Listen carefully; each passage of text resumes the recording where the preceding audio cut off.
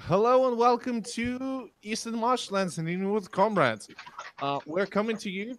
Uh, it's it's actually from the 2019 already. This is our first stream in this new year, and I'd like to introduce the gang.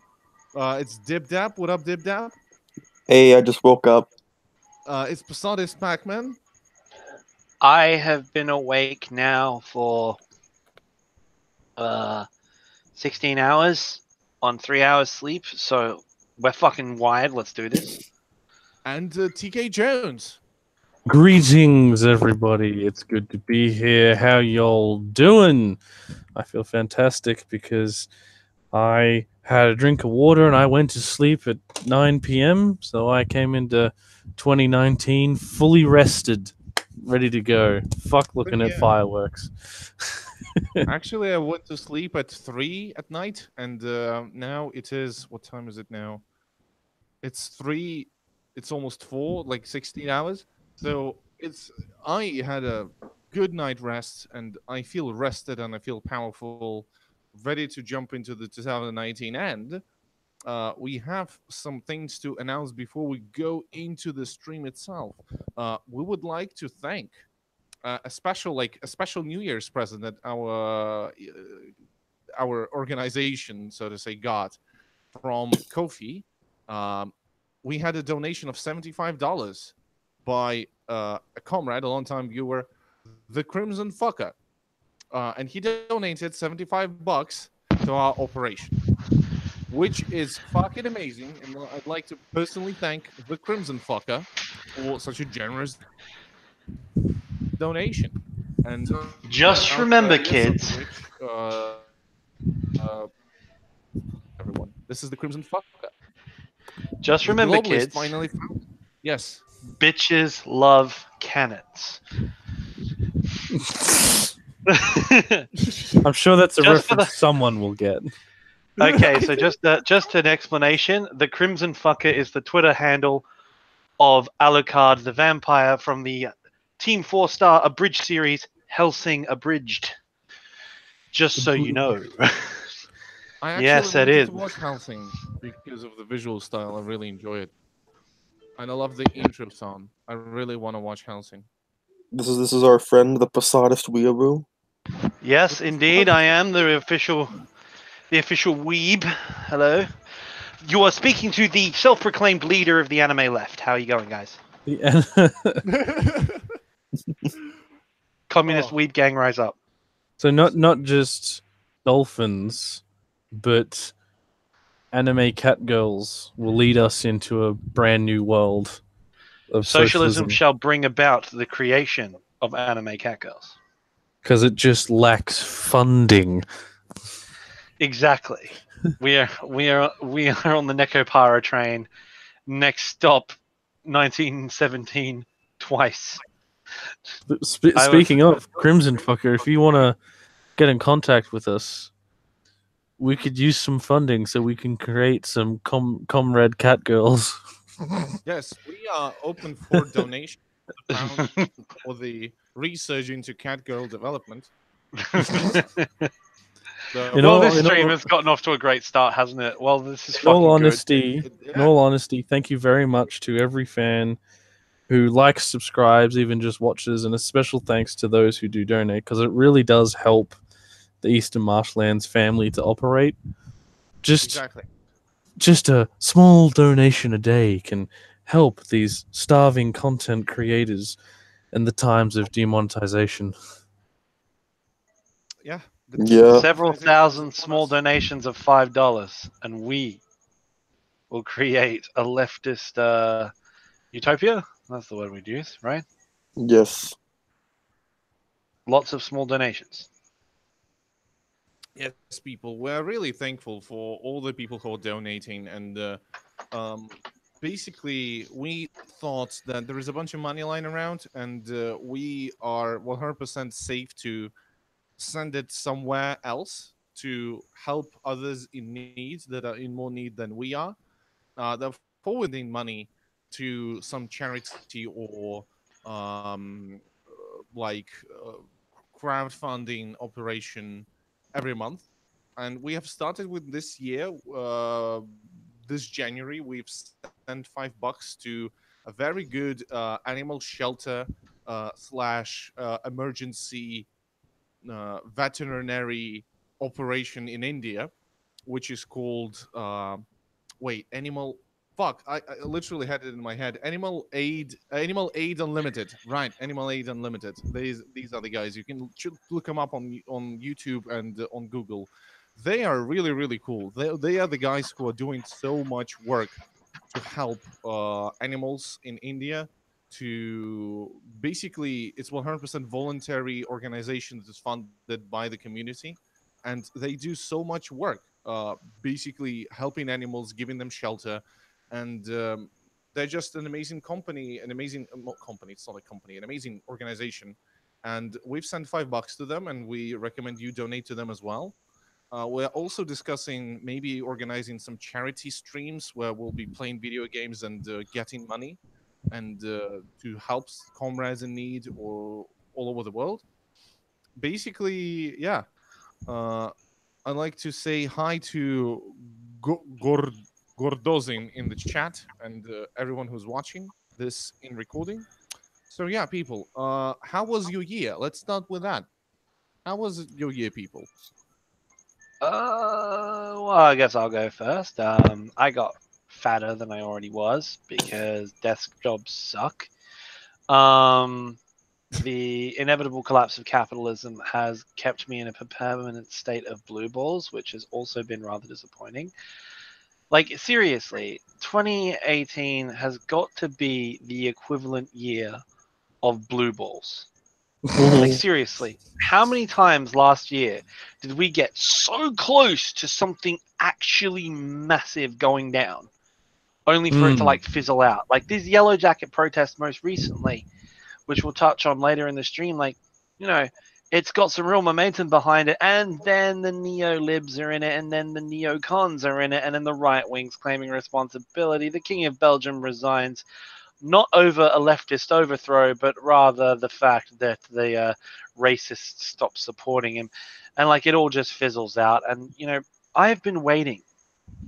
My Posadism has become steadily less ironic by the day, and I have been waiting, just waiting for the inevitable kaboom.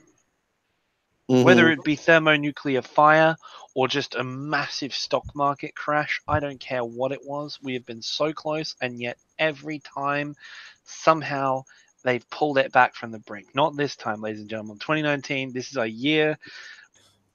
This is the year it will happen. This is the year where I will be fulfilled.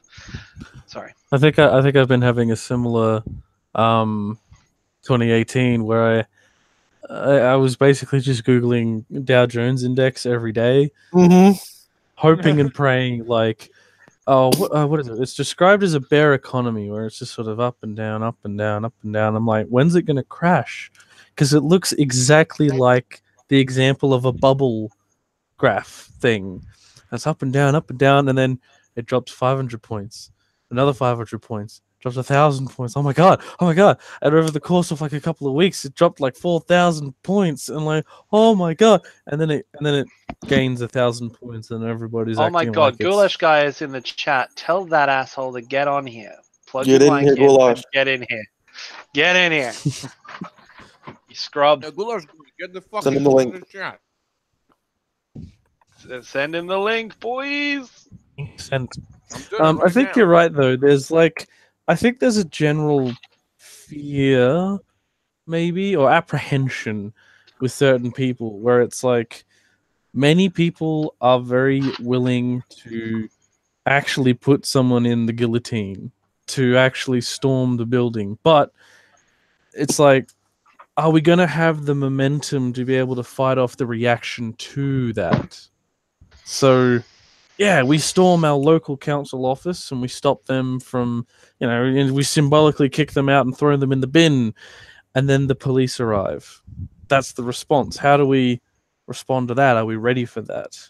And then that's where the apprehension comes in. It's like, okay, do we really want to storm these buildings? Because then the people in blue are going to start arresting us. And god damn it, 2019 should be the year of saying fuck the police, rise up, create your own local Soviets, and declare civil war on your local councils. I'm collectivizing SeaWorld. I'm liberating my cetacean comrades. Now, my slogan for 2018 was Guillotine 2018, but we can still use this in 2019, at least for one more year. Guillotine 2019. Guillotine 2019. Well, yeah, my feelings about that is, I don't think that there will come a time when the line will be so clear and so understandable that we will look at it and say, "Hey, that's the revolution going on.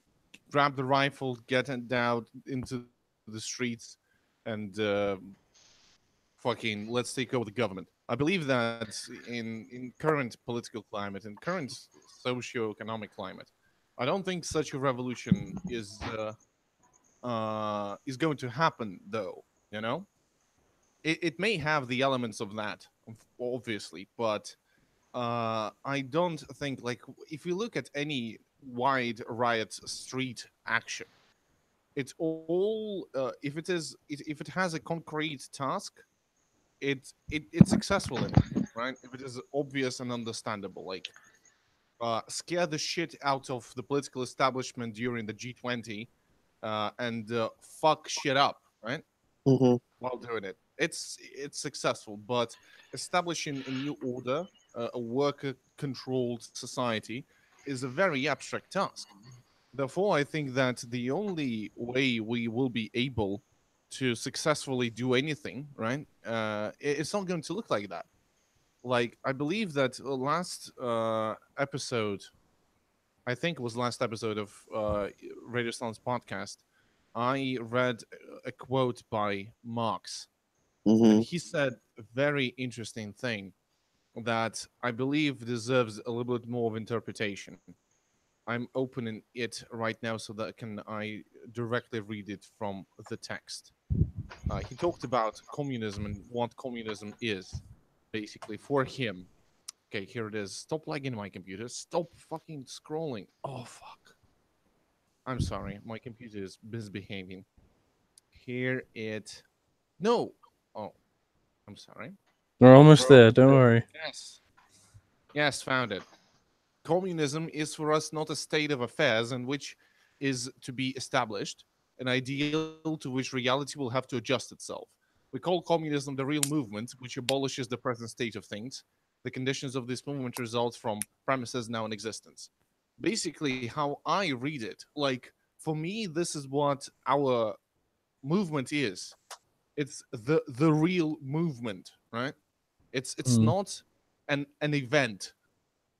It's not something that will burst out of the ether and manifest itself in our reality according to the needs of the workers and to the material conditions.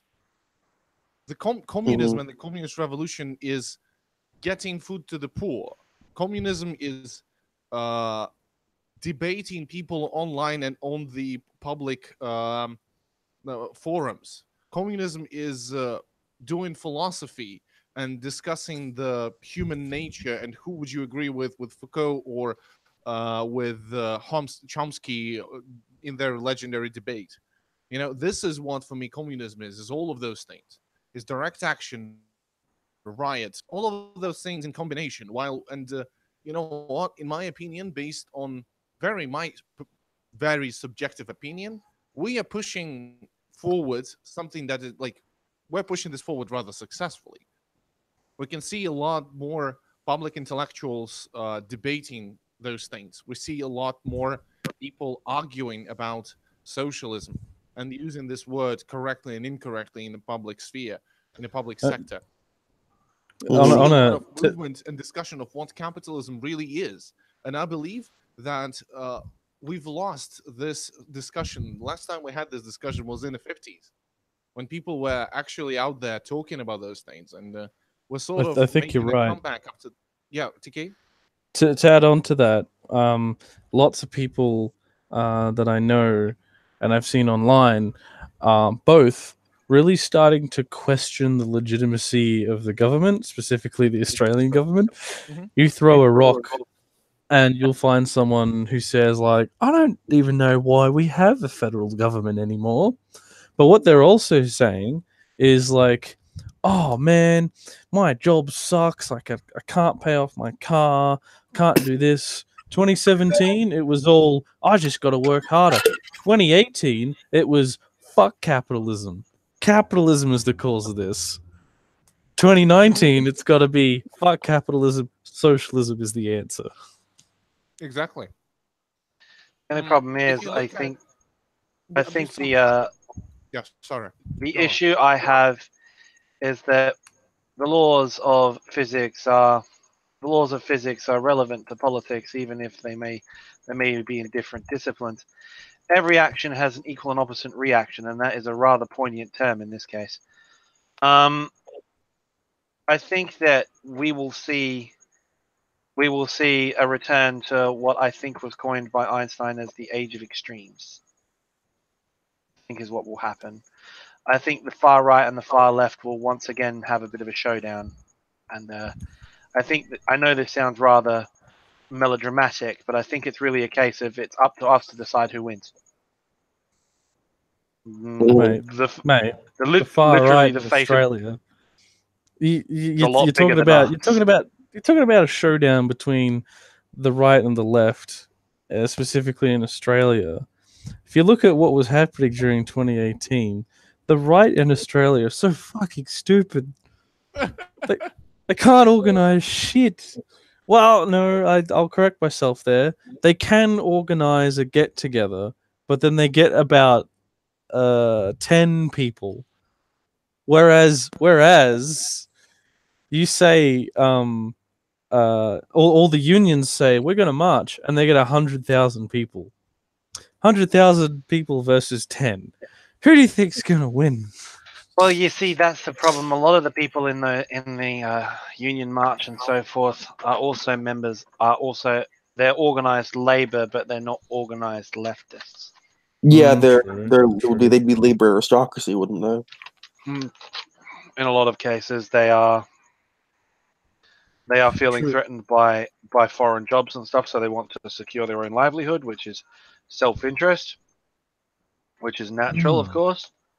But of course, at the same time, the aspect of that is, of course, combined with that is a healthy dose of fucking foreigners, fucking brown people, ruining my life. So, like, even though there's been some awakening and learning of class consciousness, there's still a lot of areas that the general working populace has to go through.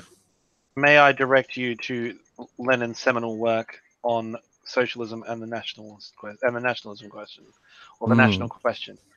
But yeah, in all cases, I think, as terrifying as it sounds, one of the most, I know it sounds horrible, but Australian Nazbol gang isn't I know it's a meme. But if you use the colloquial context, when you say nationalism and a socialist government in place, considering our track record with human rights and Nauru and all that shit, if we did achieve a leftist movement of considerable scale in Australia and actually formed a socialist government, as scary as it sounds, I think that an actual legit Australian variation of Nazbol is probably likely to happen. A nationalist. What do you say nationalism is? Well, I would say it in the I must traditional say sense. that there are many ways.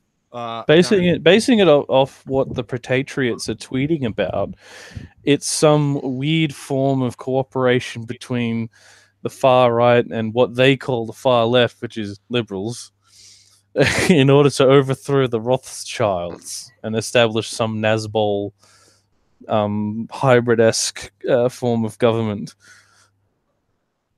Yeah, but I must address your attention to, for example, what Varoufakis is talking about. I mentioned him a couple of times, I believe, already on the podcast. But he made a very interesting argument. It was basically, I will use his example of what he said would be a progressive negotiation of NAFTA for America. He said that, of course, NAFTA needs to be renegotiated, but he said that there are many ways a progressive movement, a leftist movement, could do that. That will benefit the working class of both countries. And that will include the personal interest and some sort of xenophobia by the uh, labor aristocracy of the first world. He said, how about we provide access to the American market only to the companies that are paying a living wage, not an average, not a median, not like a living wage to its workers in Mexico. Therefore, we will have less exploitation in terms of like the goods that will be sent to America. The people who are literally like using semi-slavery and exploit the workers to the fucking bone won't have access to the markets and the benefits of NAFTA. And at the same time, the immigration to America by the working class that cannot pay for shit in Mexico will start to decline. He said that's a progressive renegotiation of NAFTA. And then I thought, well, that's literally could work.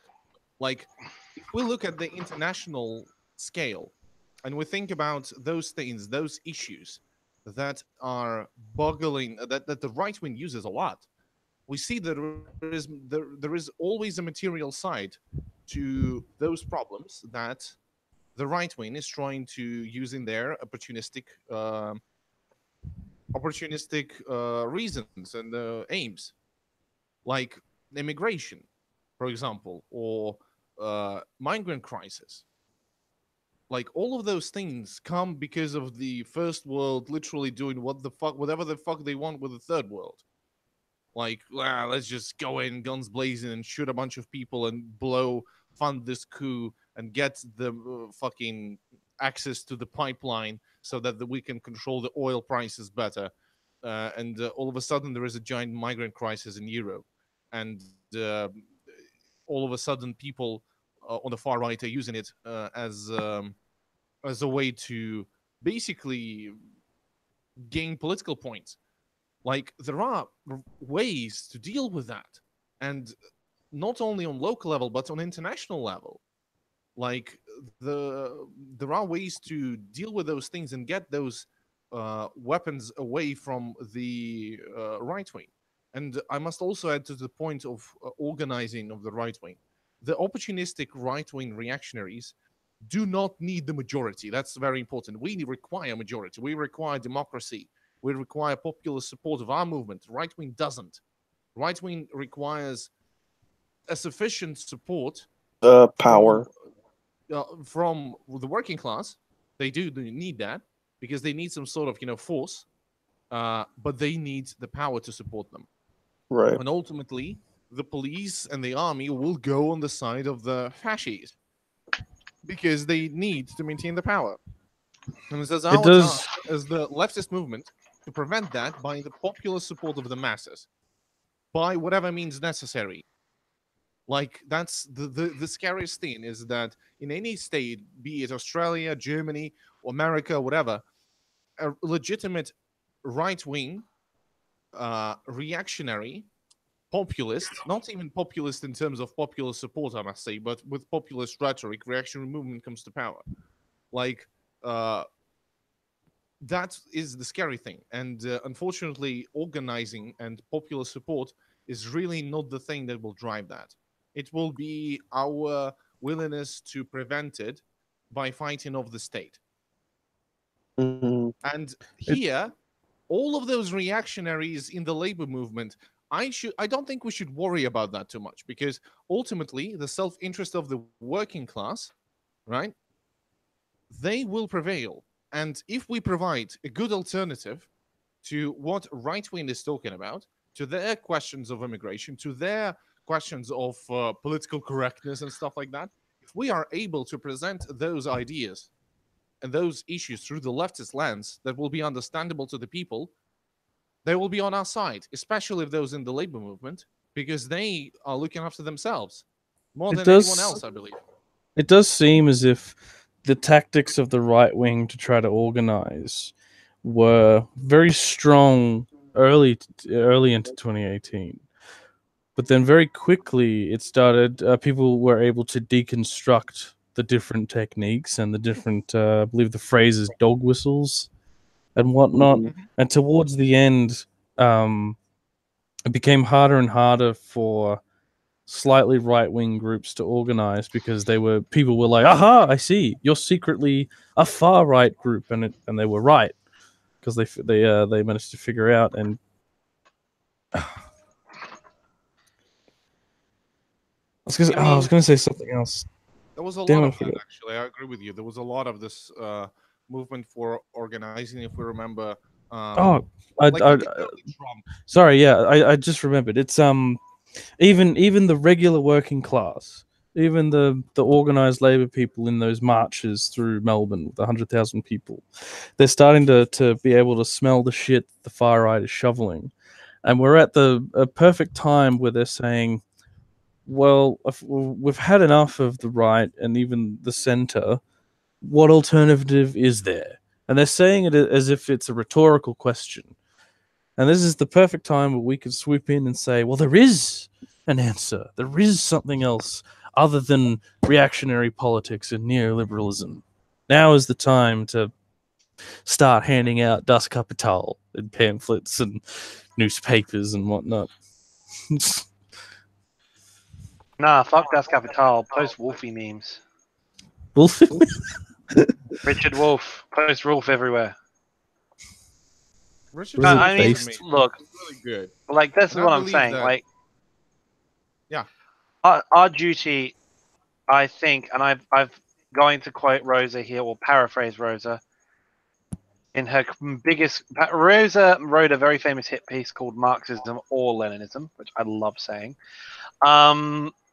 But one of my favorite quotes from it, which is one I always quote when talking to, well, let's be blunt, tankies, is that Marxist and socialist theory should be the property of the proletariat and the masses at large, and not that of a privileged party elite, i.e., that our job as socialists, especially internet socialists in the 21st century, especially in 2019, is to make Marxism and Das Kapital and all of these really esoteric, out there, massively complicated political and economic theories into accessible, easy to understand information, which can So be it conveyed. is our job to educate people.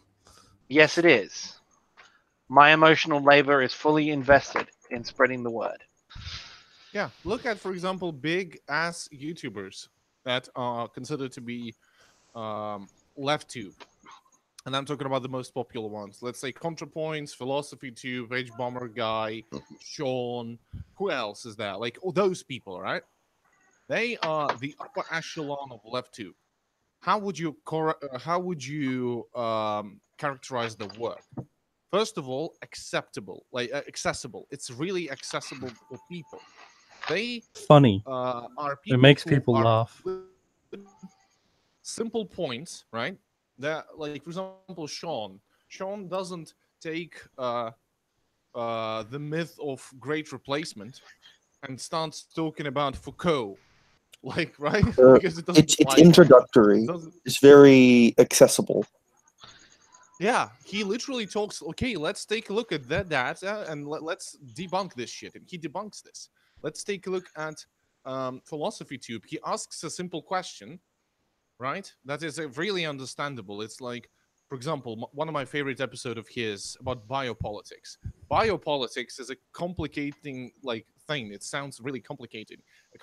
And if you read like Foucault on biopolitics, you're like, what the fuck is that, right? There's a bunch of lingo. It's really hard. He literally asks a question: should we privilege? For example, there are two people who are sick. Should we privilege one of them because one of those people caused the illness themselves? It's like this person has cancer because this person smoked. Well, it's logical not to give this person like lungs if there is not enough, and this person needs lungs and they got their illness not because of smoking, right? And then he's like, no, you're wrong. Let's take a look at it through the philosophical lens. Let's read Foucault, and he explains those things really, really like accessibly. Like, and all of a sudden you're like, oh yeah, now I completely understand this really complex thing. And if I'm interested, and I can go deeper into it, and I can research that if I want to. But you don't even need to. That's the thing. The working class are not going to read Das Kapital even if they're interested. But they will watch a funny video about how the UK election is fucked. H-bomber guy, essentially. Points, simple arguments that are visible and understandable. Like, exactly. Look, those guys are literally using your money to get the rich all the fucking tax cuts. Like, what is that? Why haven't we done anything after the 2008 crisis to prevent this thing from happening? And they're like, oh, haven't we? Oh, by the way, What H happened bomber in guy, if you want to 2008? come onto the show, just message me. Who? I love your Oh, work. dude, yeah, like, yeah, big time dude. Now, actually, I was gonna say, I work in a public relations job. I work customer facing over the phone role. You know what I mean? Customer service. And you know, if I get the right kind of customer who's willing to talk about this sort of meta stuff, I don't talk about politics. I talk about economics, and I think the most important one is what I have termed, probably incorrectly, it's what I call it, the capitalist singularity. I.e., that capitalism requires consumers to purchase goods to generate demand, which generates the need for manufacturing to generate more goods. It's a circle. The problem is capitalists under a capitalist system, not a workers' own means of production system, but under a capitalist system, the maximization of profits for minimizing of expenditure is inherently self-defeating, because eventually every economy, once we run out, because it's integrally linked to imperialism, once we run out of countries to exploit, you're eventually going to run into the two problems. Either you're going to fully automate the industry, in which case they're going to be automated and there's going to be no employees, or wages are going to be so low that you are not going to be able to have enough consumers to drive demand. So in either case, in either automation or wage slashing, the consumer base will not be able to support the current level of profit, which will inherently cause the system to collapse. Now, you can have the most conservative, oh, fuck the brown people kind of people on the phone, right? But no matter how often they vote Liberal because of their social policies, if you explain that to them in clear enough English, it's like a light flicking on. Oh, you're right. I'm like, yeah, it's basic economics 101. So, but it's awful at creating the need to consume. The same levels of consumption are impossible, therefore crisis. Exactly, and that's a very easy thing. You can see people talking about stock market shares and Dow Jones indexes and all that, but it's a very basic concept that you explain to them. Yeah, you just simply tell them that's how it works. This is how an economy works. Supply and demand is the most basic concept. But under a capitalist system, supply and demand ultimately fails. In which case, what the fuck are we all doing? Yeah, really, really good at growth during the mercantile era, because you had the New World and Africa, and they had shit, and there was a bunch of people to kill and a bunch of people to exploit and sell shit to. Right. To make them work for you. It's amazing. We're in a closed system. We can only expand so far. Exactly. The only way we can keep doing the capitalism, it is if we found aliens and we fucking economically imperialize the shit out of them. Yeah. That's the real tragedy. If we ever find aliens and they're intelligent and we can understand their language and we're about to start to have a cultural exchange, if we're still capitalist, capitalism will just fuck it up completely. Because we'll say, oh, you've got a shit ton of gold you don't want. Well, let's trade for it. Like, no, that's gonna ruin it. We're gonna try to play this whole game theory thing and try to get as much from them as possible, and we're gonna try to colonize the moon, and we're gonna fuck up their ecosystem trying to get the shit ton of their lakes of oil. I don't know, like hyper The in the realms hypothetically, of they fantasy. fucking- We oh, find they it's like a fucking- civilization on a planet, and they have just lakes, oceans of oil. they drink oil or something like. Yeah, yeah, and we discover them, and then the US is like, hey, can we go pay them a visit with our military? A very Ah, good trade agreement. Let's have a vacation. This is not a But- military base. It's entertainment center. Let's have a vacation. America fellas. attempts to make first contact, and they just pull out guns, start shooting, and then siphoning all the oil off of the planet Oh yeah, because like, they're that's wanting to make a profit. fucking inevitable. Exactly. It will fuck it up. We'll literally have to kill a bunch of aliens now. And I don't think Posadas Pac-Man is in for it. Like, neither am I. Well, you see, I mean, this is a bit off topic, but I'm actually going to do a video on my channel because I know that you're all going to be like, oh, you're memeing, but I will be serious. If you've actually read some of the Posadist literature, as in from the movement itself, aside from the aliens and the New Age bullshit, if you look at Posadist's actual writings regarding Cuba and South America and the revolutionary movement there, Posadists, quite ironically, considering that they're Trotskyists, have the strongest AES position of any other leftist group I've ever fucking seen. They're the most anti-imperialist, anti-colonial communists, even more hardcore than the Marxist-Leninists. Critical support with our space, critical support for, critical support for Davros in his struggle against human imperialism. I don't care. Like, seriously, the idea that we should just roll over and accept this circumstance, the idea that we should even be allowed to go into the stars in our current state, is just abhorrent to me personally, and any Star Trek fan, let alone any communist. So keep a watch out for a video I'm actually planning to do on the actual unironic history of the Posadist movement, and it'll be titled, and I quote directly, Posadism, or How I Learned to Stop Worrying About and Love the Bomb. I love it. For it. To it. But essentially, yes. Just to give a little bit of a plug, as ironic as I say I want the nukes to happen, the fact is that Posadism and accelerationism as a general rule, I have actually started to come around to unironically, in the sense that the fact is I don't think anything less than a total systemic collapse will root out capitalism in full. Like, there needs to be a complete and total collapse of the capitalist system to allow for the... Yeah, it's like capitalism is like a macrophage disease that infects like a giant patch of area. If you only take out one little patch, the rest of the area will just fill in the now clean area and reinfect it.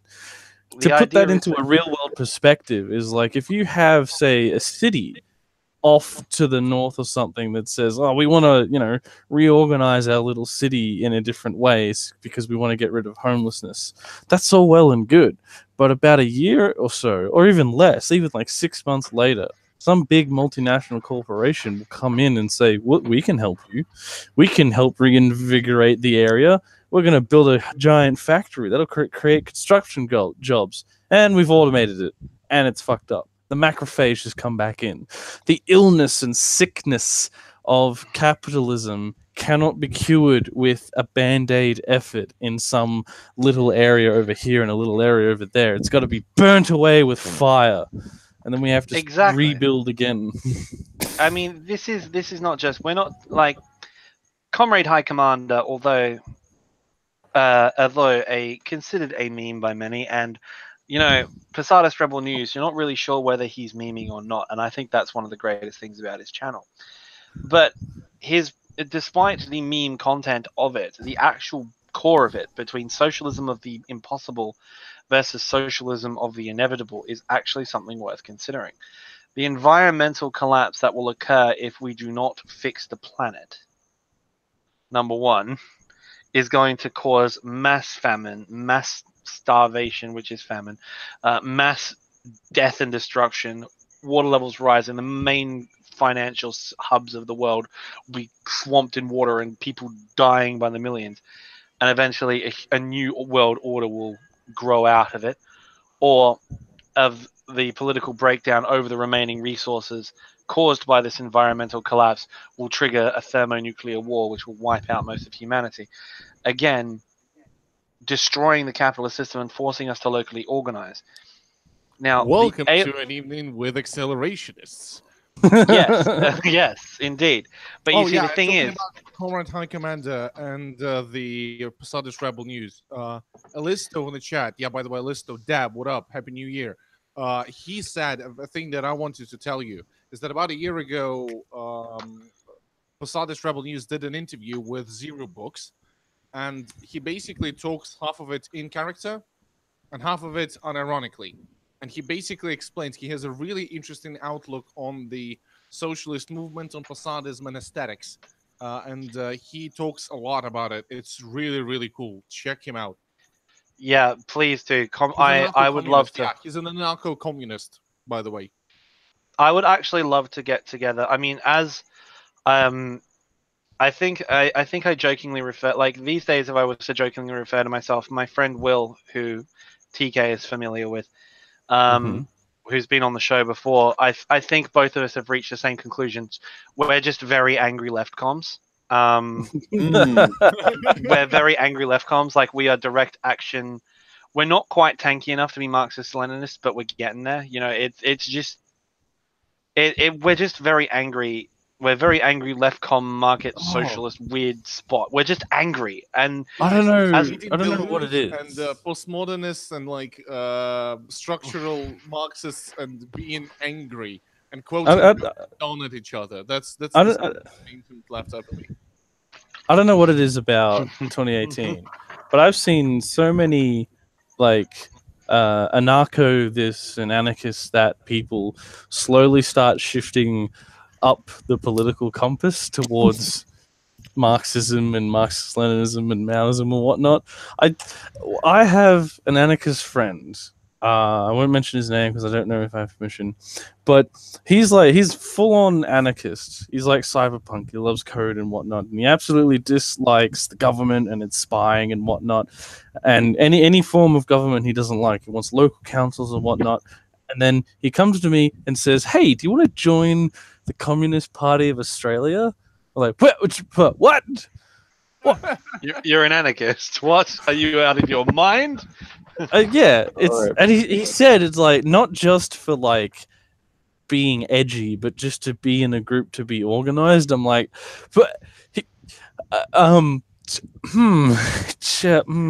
you familiar with the Free Territory of Ukraine and how it didn't exist for a while? It only existed for a short while, and then the Marxist-Leninists came in, and he's like, yeah, I was still thinking, maybe I should join. Maybe we should join. I'm like, what? What's going on? What timeline is this? You know what? All right. In America, the DSA platforms anarchists. They have an libertarian socialist caucus, which is literally just anarchists in there, in DS fucking A, right? The people who are like, hey, let's endorse a Democrat who likes socialism. People, those guys, right? They are platforming and providing funding for anarchist organizing, because anarchists are like, I am sitting here in the Muckshington state, nowhere city, right? And I'm an anarchist. What the fuck should I do? And there is a DSA, right? And they're like, yo, come over. You're a radical. We're radicals. Let's hang out. Let's just like get together and read Bookchin together. He's like, all right, I'll come. And they basically provide places for them to organize. And that's the thing. Like, we should stop treating each other like fascists or idealists if we're from the right or to the left of each other. What's that quote about? Yes, do that. It's better than to sit at home and do nothing. Yeah, Dibdab, you want to say something? I'm trying to find the quote. The fucking about pure revolution, how you'll never live to see it.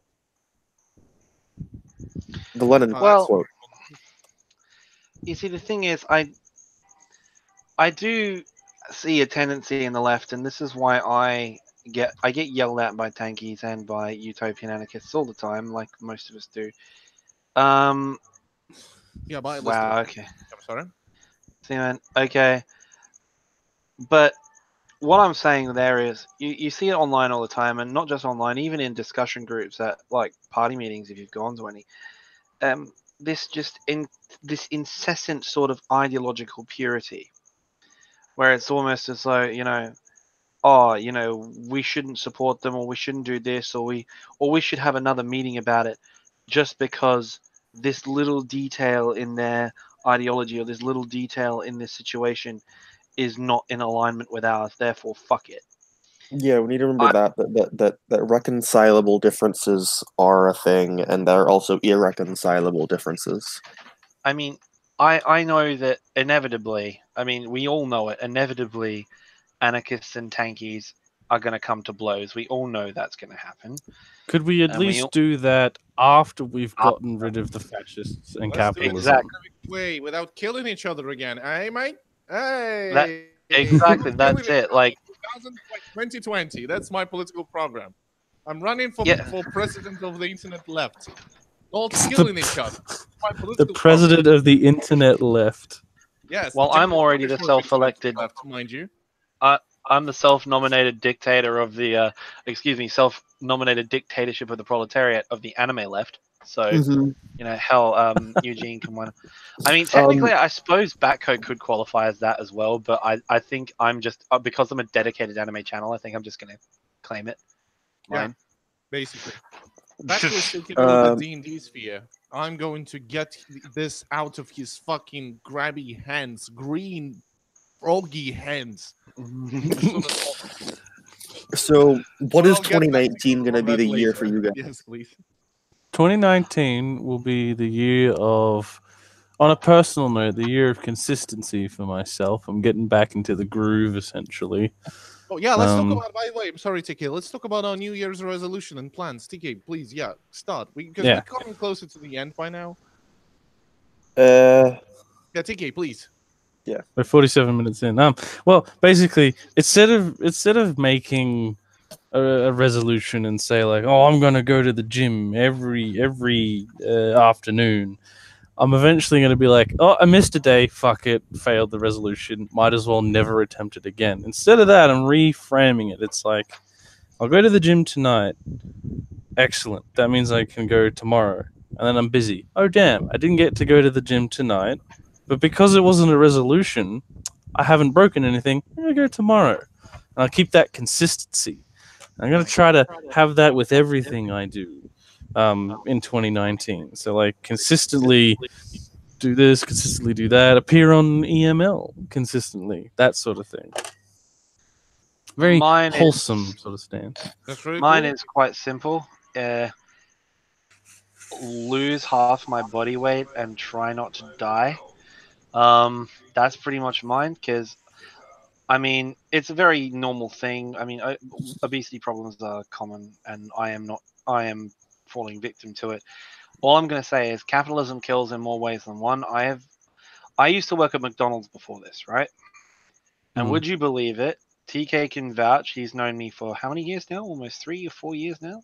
Almost. About that, yeah. Yeah. I've never been thin, but I was, I was stocky, but not fat, because I was working at McDonald's. I was running around. I was lifting boxes and shit. I get out of a fast food job. I'm away from fast food. You'd think, great, he's going to get healthy. I got a desk job. Nah, it fucking killed me.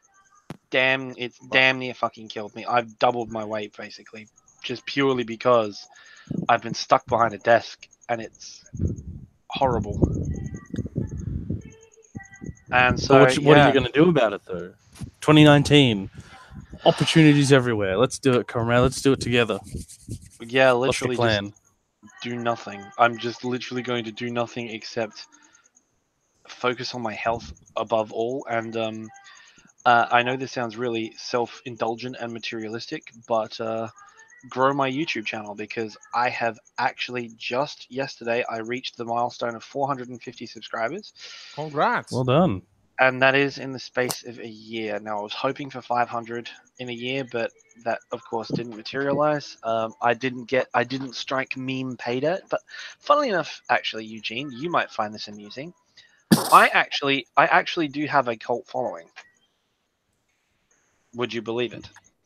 I do, because you have really I have like content that your anime content is really like addressing this particular demographic, so to say. Therefore, it's Correct. like understandable that you grow a specific audience and cultivate it due to that.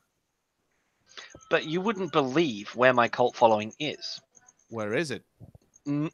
My cult, I have on one of my videos, my most popular video on my channel actually is the Tanky anime opening, which is a great video. I think you should all watch it because it's fucking hilarious.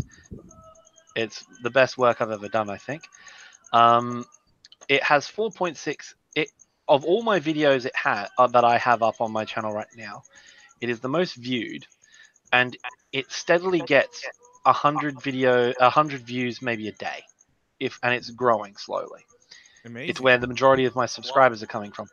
But here's the thing: 60% of the traffic for that video is from the social media app VK, which is almost exclusively Russian. Oh, oh! You're getting the Russian communist views. This is great. The Russian communists are fans of my work, and good. I don't know why. Actually, a bunch of Brilliant. communities on VK, and like meme pages, leftist meme pages are there. There's a bunch of them. It's actually very, very vibrant. And I see. You've already got a fan base in Russia. I have a fan base in Russia.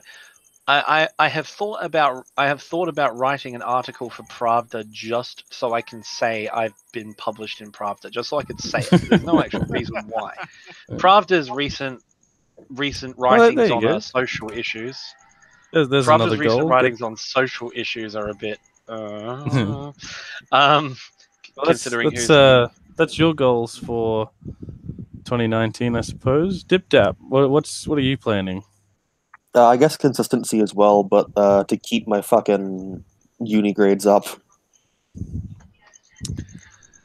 The curse that I'm a full-time student and all. Gotta get that education. What are you studying? East Asian studies and Chinese and sociology. Linguistic gang. Linguistic gang? Yeah, pretty much. I mean, dip dabbing on those dangest epic styles. Mm-hmm. So you'll be able to insult people who don't understand what socialism is in many different languages. Oh yeah, no, I read part of fucking Xi's book, and it's the most self-flagellating, horrible thing I ever read in my life. And I read it in the Chinese. It's fucking awful. Dip-dap, can you quote Mao in Chinese by now? I don't know any quotes in Chinese. But can you speak a little Chinese at all? 我说中文可是我的中文不很好。Nice. It's like I speak Chinese, but my Chinese is not good. That's the best thing to learn when studying new languages as well. The only Chinese I know, I think, is Ni hao ma, do sha shen. And my brother taught it to me, and I think it means, hello, how are you, how much?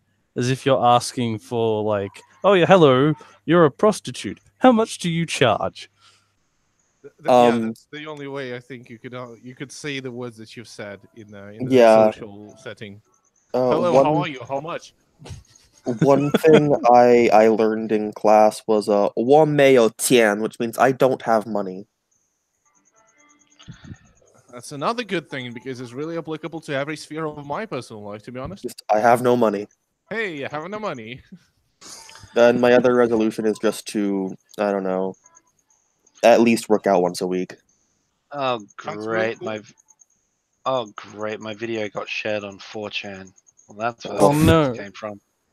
Oh god. Fucking poll. Good luck, Poll boy. ruin everything. Actually, that was actually one of the funniest things ever. I was memeing at my New Year's Eve party that I went to with some anarchist comrades, funnily enough. And sure enough, there came a moment in the night where I said a meme or a joke or whatever, and someone said, "Oh yes, 2019, we're 4channing early this year," and I'm like, so just for a laugh, I decided to see what the first post on 4chan's poll was in 2019, and well, I mean, let's just say it's not surprising what poll posted. Oh boy. Yeah. What was it? It was a photograph that was used in Nazi Germany as an explanation as to the commonalities of inferiority between Jews and the African race, saying that Jews and Africans are inherently related and therefore inferior. So I was Way like, to fucking start off, Paul. yeah, Well well, done. yeah, Well Paul, fucking done. thanks. Yeah, Jesus Christ. Happy One New thing, Year, Paul. for Jews me, and blacks are 2019 is the inferior. year of Zizek. action. Yes. First of all, yeah, Zizek action, Yeah. because I think this year we will have a Peterson-Zizek debate, which Mhm. I'm excited about, because it's going to be fun. It's going to be literally Peterson falling apart and trying to look smart while Zizek fucking without even noticing it, because this is how Zizek does it. Oh boy. Just stands I here mean, quoting fuck it. Yeah? Fuck it. I already had cancer. I mean, why not? Let's just fucking finish it off. Oh. It's going to be really funny. I'm Eugene, excited. did It'll be we great. hear your plans for 2019, Eugene? My plans, first of all, I am going to quit my job. Officially, I've already talked to my job and quitting my job early January in a couple of days. So the first thing is to get myself another job. I already have some interesting places where I am planning to apply, and won't take too long, and I'll have another job. That's my first thing. Second is year of consistency, hard work on all fronts, in terms of my health, in terms of the well-being of me and people to me, uh, working it and being really positive and getting as much of the energy as possible.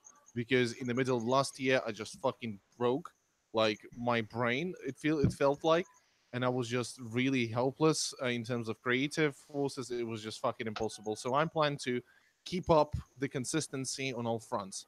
Also, get some more music education in, because I bought myself a MIDI piano and I've already started learning it, and I want to keep doing it because I really fucking enjoy music and I want to keep doing it. So some music by yours truly is coming this year, 100%. And last thing is, I really, really want to do video tabletop RPG content, specifically around a Warhammer Fantasy role playing game, but RPG as a game genre overall. It's not going to be on EML, but it's going to be 100% a separate channel. And I plan to start doing. Does this mean we get to see the return of Rastovitz? Hopefully, Hey. hopefully, actually, yeah, that's a reference to our in-house game that we played together. And Tiki's character was Razdavitz, which means to crush in Russian. He was a big ass Kislevite pit fighter, I believe, right? Yeah, that's right. Yeah, that was really cool with a mask of a bear. It was great. So yeah, I'm planning to do a bunch of Warhammer content, because like it's really fucking communist.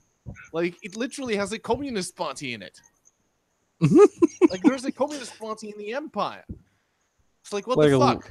workers' guild, isn't it? No, there are a bunch of guilds, and they are really like a lot of them are anti-authoritarian. But I'm talking more of a revolution that happened 10 years ago in the canon of Warhammer Fantasy universe, Oh. They had a revolution that failed ultimately, unfortunately. But the party that's basically Jacobin-esque kind of guys, you know, they're still around. They're called the Glorious Revolution of the People Reformed, which is the best name ever, and it is a reference to the, you know, a bunch of communist parties in Britain, where there is the Glorious Revolution of the People, Glorious Revolution of the People Reformed, and whatnot. It's like Marxist-Leninist party Glorious Reformed Revolution of the People. party, Marxist-Leninist. That's two completely different parties that hate each other. And yeah, and they have a bunch of leftist content in there, and it's so hilarious that they allude, and the whole thing is like the whole Warhammer, especially fantasy, is a giant critique, right, on itself. But the fascists don't understand that. That's They the don't fun see part. through the. They literally believe all of that, and they enjoy. That's why there's a bunch of reactionaries in the Warhammer community. Oh my god. The people that look upon 40k and say like, oh, the Emperor is so right, I'd love to live in that environment. I'm like, do you not see how they're incapable of manufacturing deodorant at all? Except for killing each Their other? That's the imperialism only is thing so they're good at? unsustainable. They go out into the universe to find things to be like to enact their imperialism on to such a degree that if you're a regular citizen, you either work or you're in the Imperial Guard. That's it. That's it. You're either What? making weapons for the Imperial Guard or you're in the Imperial Guard. Yeah, it's fucking crazy, and in many ways, fantasy has a lot of critique of the feudal society, of the late feudal society, of early mercantile societies. They had the Jacobin Revolution 10 years ago that failed, that's still around, and they still want to do it. And they, oh, by the way, you know how the Glorious Revolution of the People Reformed funds itself? You know how they do it? Wait, I believe there's some background noise going on. Yeah, there is something crazy going on and creepy. So yeah, you know I mean, how they that was fund perfectly themselves? timed. They fund themselves by selling newspapers. Yeah, Literally, Trotsky they gang. distribute pamphlets.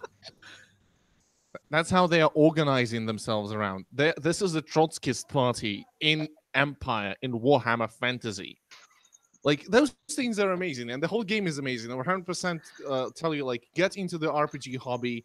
There's a huge RPG renaissance going on, and I plan to do a bunch of content around it. And is that it? Yeah, I want to develop EML more. I really do. That's, again, I see there is a bunch of opportunities for Eastern Marshlands to grow as a project, to grow as a YouTube channel, and much more than that. I want to do additional for it. Want to do audiobooks. Want to do videos, like not podcasts but videos. So yeah, and thanks to all of our generous patron supporters and donors, we are getting to the bag. And I must say, EML is going to have an amazing year.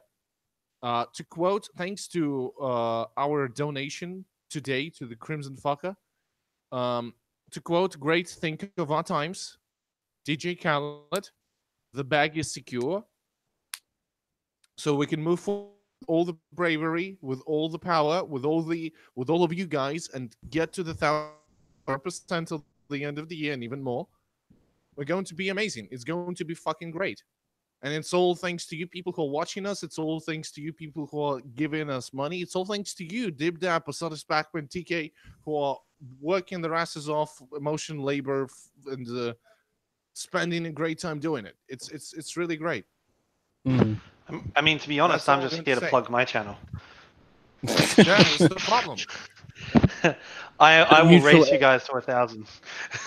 Everybody go like and Yeah, subscribe. let's do that. Positive The Pac-Man one on who- YouTube. If you The can do one what who you did gets to before. 1,000 subs first, like Posadas Backman and TK, that's a thing for you because you're on the same continent. If we get to 1,000 subs, Posadas, you're buying TK a beer. If we get to 1,000 first, TK will buy you a beer. Is that okay with you guys? Okay, Hey, here's that what will sounds good. happen. If Eastern Marshlands gets to 1,000 subs before me, which you guys probably will because you've got a bit of a head start on me, I will organize while we have a stream. I will order pizza from my house, which is over 200 miles away. I will order pizza and on my app and have it delivered to TK's door live on the stream. Brilliant. I will buy That would be pizza for amazing. him on the stream. So Yeah, yeah, I love be there pizza. for that. I don't know if Um, you guys know this at all, but I absolutely love pizza. It's the most collectivized proletariat, beautiful, wholesome thing. Because think about it, a pizza can never cut you off in traffic, nor leave you in the middle of the night. It doesn't turn off the TV halfway through the movie because it's tired and wants to go to bed. It is just full of delicious ingredients, and it's so good. It's a food I, of I, Italian peasantry. It's working class food, 100%, not bourgeois at all. It's Exactly. easy to make. It's proletarian in nature because it's literally just get some fucking like the bread and put some shit from the fridge that you have, and then that's it, ready. And you can share it with your family Pizza and is people pro around food. you. pizza is pro food. Okay, I think that's a good note to end it on, guys. Exactly. Pizza gang, rise up. All right, people. Is there anyone else who wants to plug anything or say anything important before Oh, moving to actually, yes. 2019? Everybody rise up, on? take over your local councils, arm yourselves, fly the red flag. It is time to burn down the establishment, burn it away, get rid of capitalism, and build socialism. Support the workers in Iran right now, because holy shit, Fucking it might A. happen. Internationalist approach. Support every comrade everywhere. Okay, and finally, the biggest announcement of tonight, the weirdest and most unexpected announcement. Posadis Pac-Man has Twitter. Oh, that's amazing. Oh, Plug it. shit. So at me at Posadis Pac-Man on Twitter. Link in the chat if TK would be nice to me. But I will send it through now. But yes, I am now on Twitter where I will be slinging shade at everybody and everything and posting from my day-to-day updates, including the fact that I won at Smash Bros this morning while high as fuck. So that was great. So there you go. That's it. That's it, I'm good. people. Thank you very much for listening. This was Eastern Marshlands and Evening with Comrades, written correctly this time. I double I made a mistake by copying the from the previous episode. It's written correctly now. Happy New Year, everyone. Happy New Year. 2019, Bye. year of consistency, the year of red flags flying everywhere. Happy revolution, people. Bye bye. Bye-bye. Bye bye. Rise up.